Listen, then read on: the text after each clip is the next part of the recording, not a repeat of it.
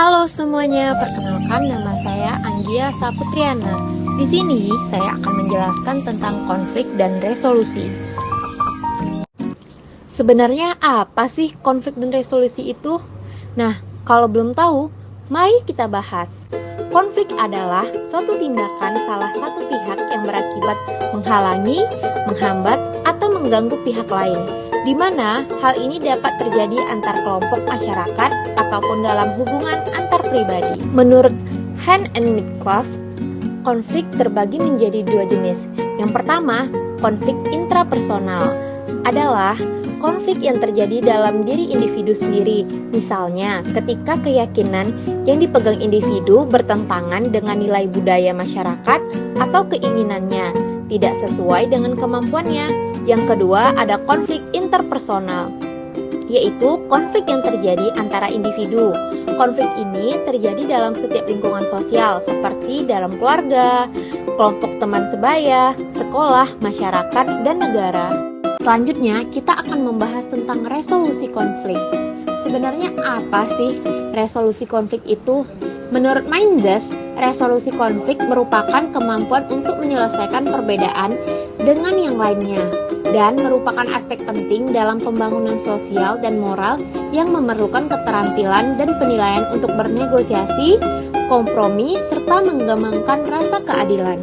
Dari pemaparan para ahli tadi, maka dapat kita tarik kesimpulan bahwa yang dimaksud dengan resolusi konflik adalah suatu cara individu untuk menyelesaikan masalah yang sedang dihadapi dengan individu lain secara sukarela.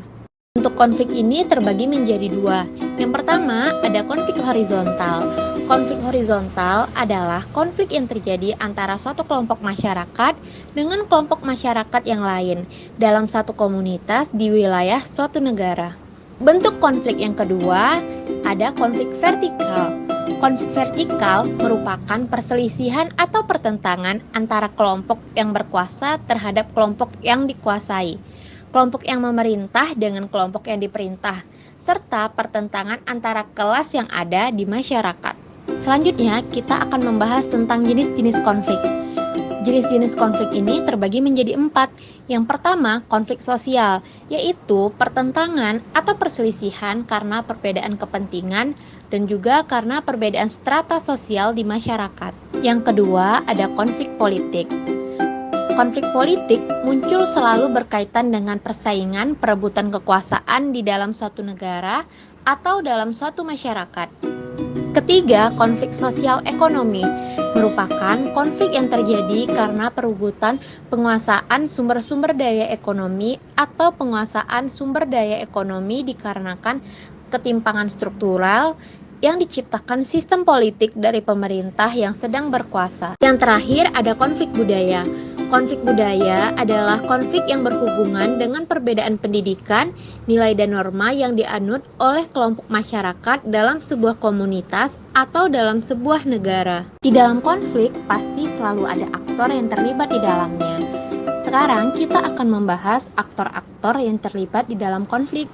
Yang pertama, aktor-aktor politik yang terlibat dalam konflik ekologi politik, diantaranya aktor pertama yaitu negara, yang seharusnya mengkondisikan kepentingan aktor lain di dalam interaksinya dengan lingkungan. Aktor kedua yaitu perusahaan.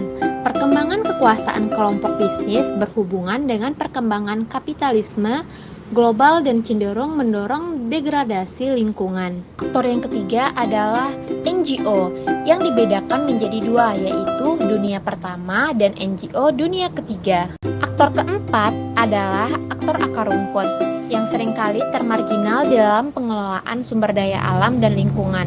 Kelompok ini terdiri dari petani desa, nelayan, dan peladang berpindah. Aktor yang terakhir adalah masyarakat. Masyarakat yang terlibat di dalam konflik tersebut. Nah, selanjutnya aktor-aktor politik intradesa. Yang pertama ada pemerintah desa atau the state.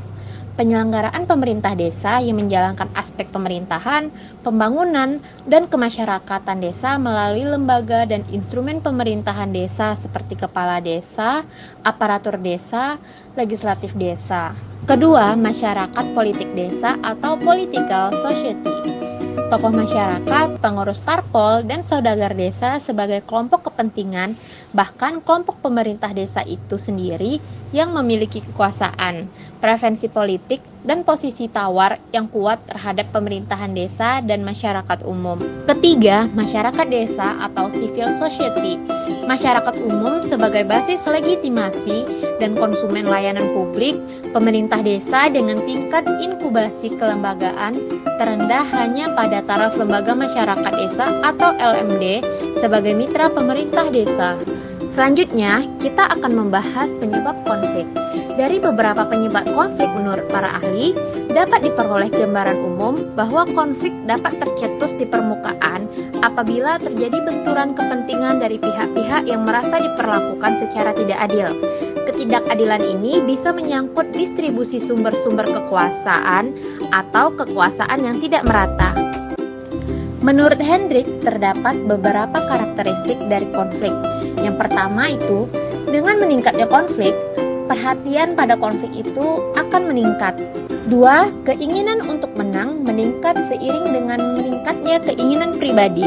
3. Orang yang menyenangkan dapat menjadi berbahaya bagi orang lain, seiring dengan meningkatnya konflik. 4. Strategi manajemen konflik yang berhasil pada tingkat konflik tertentu sering tidak efektif pada tingkat konflik yang lebih tinggi. 5. Konflik dapat melampaui tahapan yang lazim. Terakhir, seseorang dapat menjadi individu yang berbeda selama berada dalam konflik. Menurut Conliffe, konflik dapat dikelola melalui 3 dasar penyelesaian. Yang pertama, langsung antar pihak yang bersengketa, di mana masing-masing pihak yang bersengketa bertindak untuk menyelesaikannya sendiri. 2. Mewakilkan kepada pihak lain, di mana pihak-pihak yang bersengketa diwakili oleh pihak lain atau seperti pengacara, teman kolega, dan asosiasi resmi. Terakhir, menggunakan pihak ketiga berdasarkan inisiatif mereka sendiri atau atas permintaan kedua belah pihak yang bersengketa atau karena hak yang dimilikinya. Selanjutnya, kita akan membahas tentang dinamika konflik. Dinamika konflik adalah perkembangan suatu konflik yang sedang terjadi, mulai dari prakonflik, konfrontasi, puncak konflik, dan pasca konflik. Dengan kata lain, dinamika konflik merupakan fase-fase konflik sosial. Persoalan dinamika konflik sosial kurang lengkap jika hanya sebatas mencari akar dan sebab terjadinya konflik. Salah satu hal yang perlu diketahui di sini bahwa dinamika konflik adalah persoalan tensi konflik. Tensi konflik di sini maksudnya hal-hal lain di luar sebab konflik tetapi memberikan sumbangan terjadinya konflik. Terakhir, kita akan membahas tentang kebijakan konflik. Konflik merupakan sebuah keniscayaan dalam setiap kebijakan publik. Kebijakan publik sebagaimana instrumen politik untuk melokasikan nilai-nilai perlu diperlukan sedemikian rupa oleh aktor pengambil kebijakan. Sebab, sebagaimana dikatakan oleh Bromel, bahwa kebijakan publik pada hakikatnya berurusan dengan bagaimana memutuskan who gets what and who pays given relative research scarcity. Konflik ini disebabkan oleh berbagai faktor, dari perumusan kebijakan hingga implementasi sebuah kebijakan.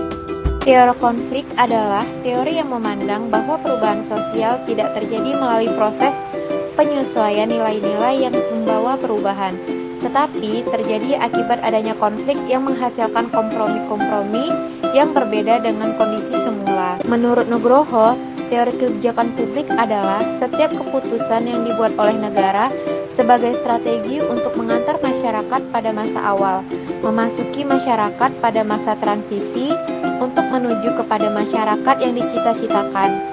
Definisi tersebut menunjukkan bahwa kebijakan publik lebih pada fakta strategis daripada fakta politis ataupun fakta teknis. Dari penjelasan tentang konflik tersebut, dapat ditarik kesimpulan bahwa konflik itu bisa terjadi karena ada penyebab dan bagaimana bisa tumbuh konflik tersebut.